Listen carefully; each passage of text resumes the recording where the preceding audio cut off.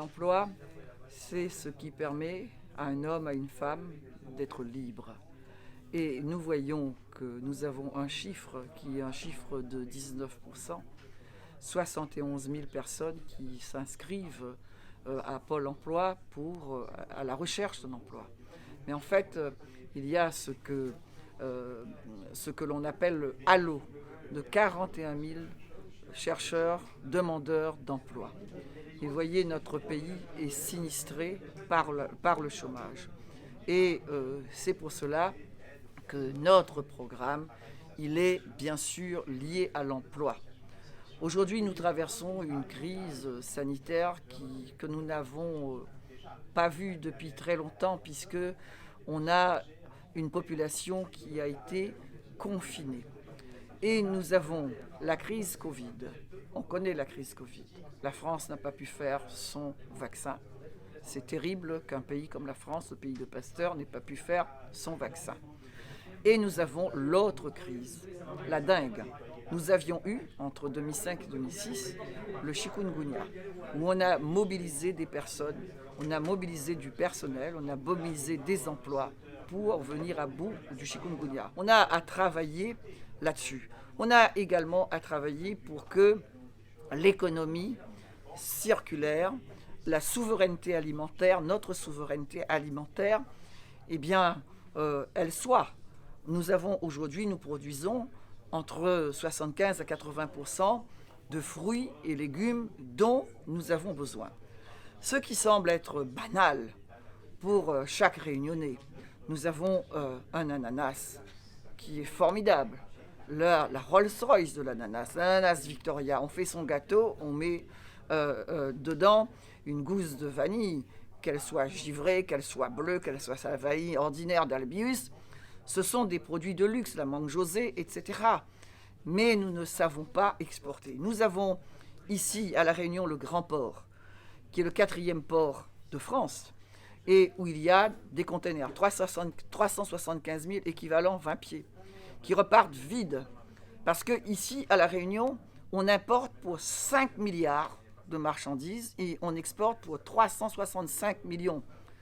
Et donc, nous avons le devoir de créer, et on pourra créer des emplois avec aussi la transformation, en mettant aussi en place avec la zone arrière portuaire de 90 hectares. Le conseil départemental a déjà mis 21 hectares à la disposition du grand port maritime.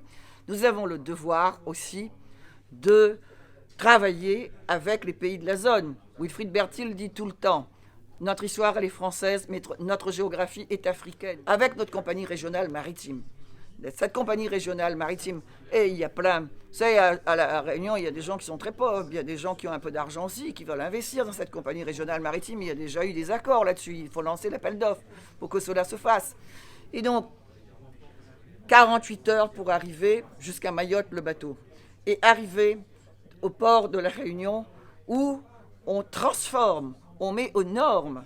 Et donc ça aussi, ça va créer de l'emploi, un circuit court, au lieu de faire venir nos produits pour nos bêtes qui viennent soit de la France hexagonale, soit peut-être même du Brésil, de tous les pays du diable vauvert, et que nous pourrions, c'est un circuit court et qui permettrait d'avoir cette relation normale avec les pays de la zone, normale avec l'Afrique australe où nous descendons de ces peuples, avec l'Afrique du Sud.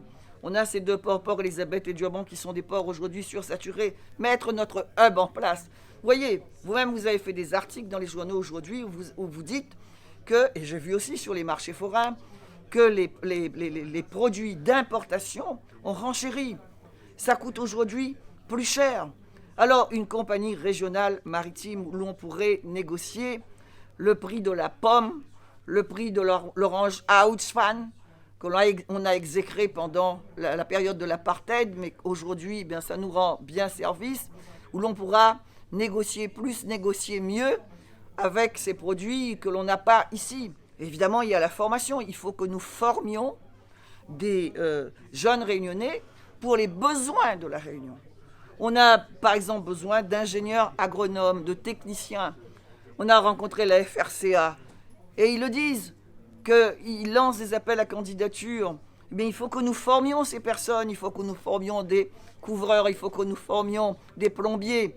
Cherchez un plombier, vous allez voir, il est cher, il est rare parce qu'il est cher. Je milite aussi pour qu'il y ait un cycle de médecine entier ici à La Réunion. On a 3 années, il reste 4. Et on a un centre hospitalier universitaire. C'est le combat mené avec ce gouvernement-là aussi, où pour eux, la recherche, ça n'a pas d'importance pour avoir des PUPH, des professeurs d'université qui viennent ici enseigner. Il nous en manque. Et donc, c'est aussi cela. C'est le combat qui n'a pas été mené par la mandature précédente, où on n'a rien fait par rapport à ça.